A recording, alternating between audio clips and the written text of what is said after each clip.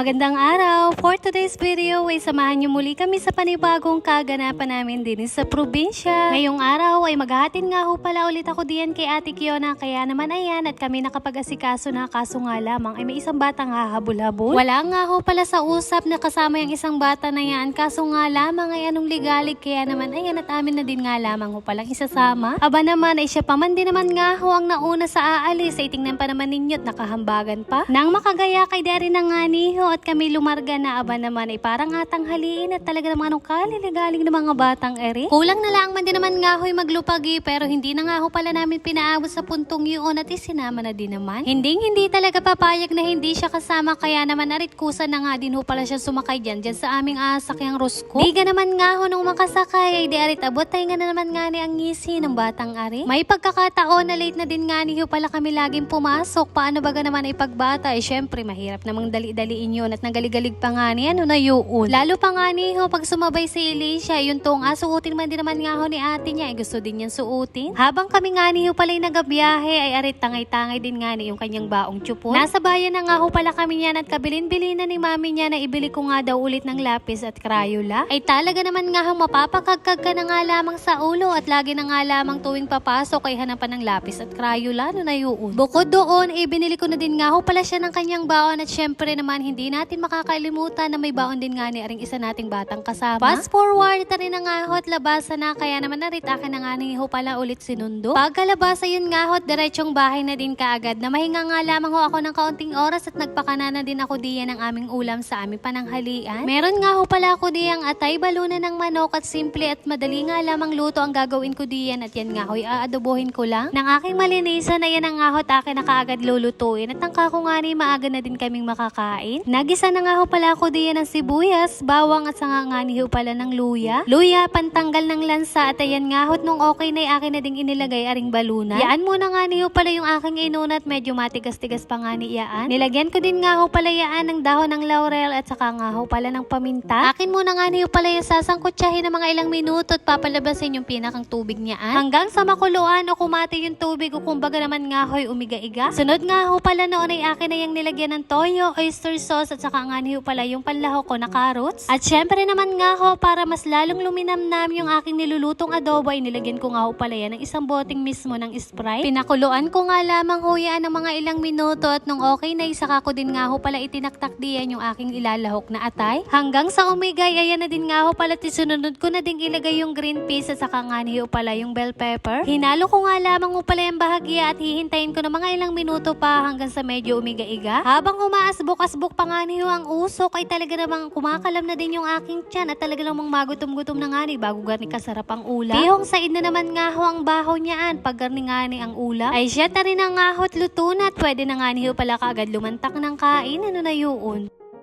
Fast forward kinahaponan ng taringahot, may punsyonan na naman din sa amin kaya arit barkadahan na naman. Niningalaang naman nga ho sa may karating namin at syempre kami na kumbidahan kaya kami pupunta. 7th birthday nga ho pala yaan ng apo nung pinsan ni tatay, mga kamag-anakan din laang namin at yan nga ho ilan din kami kasali diyan sa mga 7-7. Pagkarating namin ayan nga ho marami-rami na ding tao, syempre program muna bago makakain ano na yun. Kasama din nga ni ho pala namin yung dalawang batutay, aribaga naman nga ho magapahuli pa. Ari, sanay na din sa punsyonan. Sa pagkakataon man din naman nga hong ari, inakaliba din na naman kami ng merienda at pwede na din nga hong palang hapunan. Happy 7th birthday na nga lamang ho pala sa my birthday. Aba naman ay maraming salamat nga ni sa pangungumbinda ninyo at ari nga ho't may pabalot pa. At yun lamang for today's video. Maraming salamat sa inyong panonood. God bless.